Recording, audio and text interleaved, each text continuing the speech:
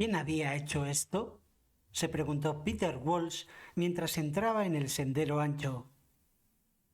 ¿Quién se había casado con un hombre rico y vivía en una gran casa cerca de Manchester? Alguien que le había escrito una larga y afectuosa carta no hacía mucho acerca de hortensias azules. La visión de hortensias azules fue lo que indujo a aquella mujer a pensar en él y en los viejos tiempos. Sally Seaton, naturalmente. Fue Sally Seaton, la última persona en el mundo que uno hubiera querido capaz de casarse con un hombre rico y vivir en una gran casa cerca de Manchester. La loca, la osada, la romántica Sally. Pero, de entre todas las personas que formaban aquel antiguo grupo, el grupo de amigos de Clarissa, los Woodbridge, King Dersley, Cunningham, Kinloch Jones, Sally era probablemente la mejor. A fin de cuentas, procuraba comprender las cosas tal como se deben comprender. Comprendió a la perfección a Hugh Wilbert, al admirable Hugh, cuando Clarissa y los demás se postraban a sus pies. Le pareció oír a Sally diciendo: ¿Los Wilbert? ¿Qué son los Wilbert? Comerciantes de carbón, respetables mercaderes. Por una u otra razón, Sally detestaba a Hugh. De él decía que no pensaba en nada, como no fuera en su propia apariencia. Hubiera debido ser un duque. Sin la menor duda, se casaría con una de las princesas reales.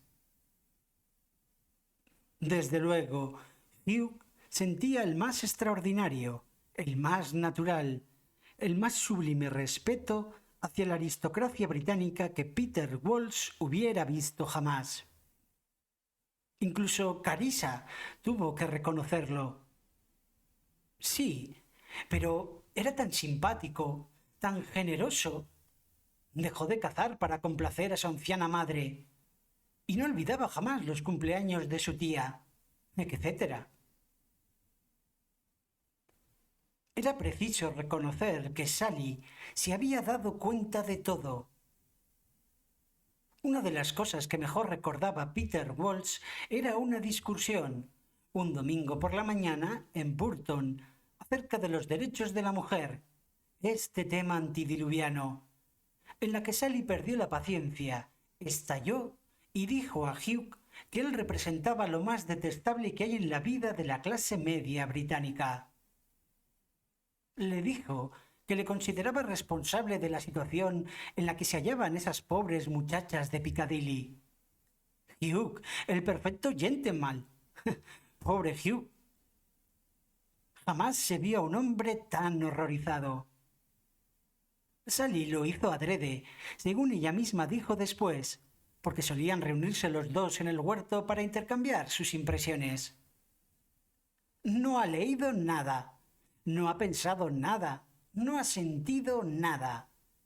Creyó oír decir a Sally con aquella voz tan enfática que impresionaba mucho más de lo que ella creía. Los mozos de cuadra tenían más vida que Hugh, dijo. Era un perfecto producto de las escuelas privadas inglesas. Solo Inglaterra podía producir tipos así. Por alguna razón, Sally estaba realmente resentida. Algo tenía contra Hugh. La había insultado. ¿La habría besado? Increíble. Desde luego, nadie podía creer ni media palabra en contra de Hugh. ¿Quién sería capaz de algo así? Besar a Sally en el cuarto de fumar. Si se hubiera tratado de una honorable Edith o de una Lady Violet, quizá. Pero la desaliñada Sally, sin un real, con un padre o una madre jugando en Montecarlo, no. Hugh era el mayor snob que Peter Walsh había conocido en su vida, el individuo más obsequioso. Pero no cabía decir que se arrastrase ante los demás. Era demasiado pedante para ello. Una ayuda de cámara de primera clase era la comparación que saltaba a la vista. El hombre que camina detrás con las maletas. El hombre a quien se le puede confiar la tarea de mandar telegramas. El hombre indispensable para las señoras de sociedad. Y había encontrado su trabajo adecuado. Se había casado con su honorable Evelyn. Había conseguido aquel puestecillo en la corte. Cuidaba las bodegas del rey. Limpiaba las imperiales hebillas de zapato. Iba por ahí, de calza corta y con pechera de encaje. ¡Qué implacable es la vida! Un puestecillo en la corte. Se había casado con esa lady, con la honorable Evelyn, y vivía por los alrededores, pensó Peter Walsh, mirando los pomposos edificios que se alzaban junto al parque, ya que había almorzado una vez en una casa que tenía, cual tenían, todas las posesiones de Hugh, algo que ninguna otra casa podía tener. Quizá se tratara de armarios repetos de ropa blanca, no sé. Y uno estaba obligado a mirarlos. Uno tenía que dedicar mucho tiempo a admirar cosas, fueran lo que fuesen. Armarios repletos de ropa blanca, fundas de almohada, viejos muebles de roble, cuadros, que Hugh había comprado a precio de ganga. Pero la esposa de Hugh estropeaba a veces la escena. Era una de esas oscuras mujercitas ratoniles que admiran a los hombres corpulentos. Carecía casi totalmente de importancia. Pero de repente decía algo imprevisto, algo constante. Quizá quedaba en ello un resto de los grandes modales de otros tiempos. La calefacción central era algo demasiado fuerte para ella. Dejaba la atmósfera demasiado densa. Y allá vivían, con sus armarios repletos de ropa blanca, con sus cuadros de antiguos maestros, con sus fundas de almohada adornadas con auténtico encaje, gastando 5 o 10.000 al año. Seguramente en tanto que él, que tenía 2 años menos que Hugh, estaba buscando trabajo. A los 53 años, estaba obligado a ir a ver a aquella gente y pedirles que le dieran trabajo en algún ministerio, o que le encontraran cualquier otro empleo de 3 al cuarto, como el de enseñar latín a muchachitos a las órdenes de un oficinesco mandamás, cualquier cosa que le reportara 500 al año. Sí, porque si se casaba con Daisy, contando incluso la pensión de Peter, no podrían vivir con menos. Seguramente Whitbread se lo conseguiría, o Dalloway. No le molestaba pedirle algo a Dalloway. Era bondadoso a carta cabal, un poco limitado, un poco duro de mollera, sí, pero bondadoso a carta cabal. Tratárase de lo que se tratara, todo lo hacía con sentido común y con sencillez, sin la menor chispa de imaginación, sin el más leve toque de brillantez, pero con la inexplicable bondad propia de su manera de ser. Hubiera debido ser un hidalgo rural. Perdía el tiempo en la política. Donde él más lucía era en el aire libre, entre los caballos y los perros. Por ejemplo, cuando aquel gran perro peludo de Clarisa quedó atrapado en un cepo que casi se le llevó una pata, y Clarisa palideció, Dalloway lo hizo todo. Vendó la pata, la sujetó con listones, le dijo a Clarisa que no se portara como una tonta. Quizá estas eran las cualidades por las que Clarisa le quería. Quizá era esto lo que Clarisa necesitaba. Y ahora, querida, no te portes como una tonta. Aguanta esto, dame aquello. Y hablando todo el rato con el perro como si fuera un ser humano. Pero, ¿Cómo podía Clarisa tragar aquellas tonterías acerca de la poesía?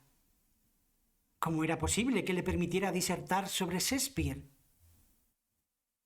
Seria y solemnemente, Richard Dalloway se alzaba sobre sus patas traseras y afirmaba que ningún hombre decente debía leer los sonetos de Shakespeare, porque era como escuchar por el ojo de la cerradura. Además, la relación en que se basaban no merecía su aprobación. Ningún hombre decente debía permitir que su esposa visitara a la hermana de una esposa fallecida. Increíble. Lo único que cabía hacer era apedrearle con almendras garrapiñadas. Era durante la cena. Pero Clarisa se lo tragó todo. Lo estimó como una muestra de la honradez de Dalloway, de su independencia de criterio. Solo Dios sabía si Clarisa llegó a pensar que Dalloway era la inteligencia más original con la que se había tapado en su vida.